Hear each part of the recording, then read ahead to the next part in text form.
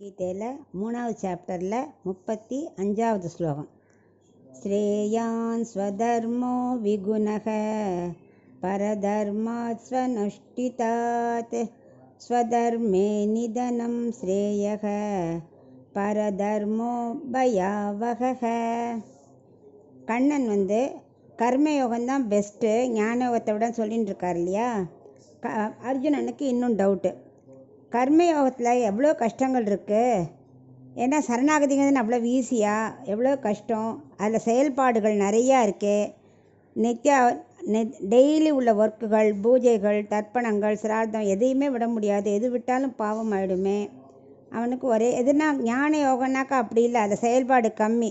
Just புலனடிக்கு கண்ணை மூடிட்டு தியானம் பண்ணால் போருமே.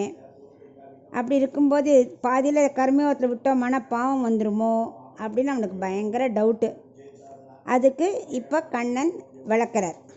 இல்லை அர்ஜுனா, கர்மயோகம்தான் ரொம்ப ஈஸியானது, அது குறைவாக செஞ்சாலும் உயர்ந்தது. ஆனால் ஞான யோகம் இருக்கே, நீ 100% செஞ்சாலும் அவ்வளோ உயர்ந்தது இல்லை. ஏன்னா அதில் தப்புகள் நிறையா வரும். நம்ம தர்மத்தை எப்போவுமே செய்கிறது தான் உயர்ந்தது.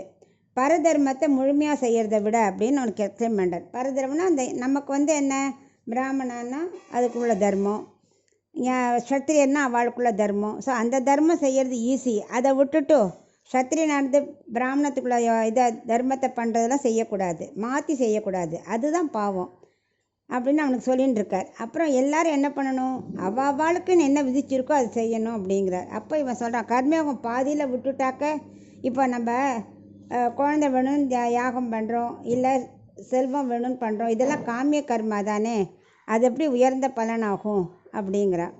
அப்போ கண்ணன் சொல்கிறார், இல்லை இது தாழ்ந்த பலனுக்காக நீ பண்ணியான பிரயோஜனம் இல்லை.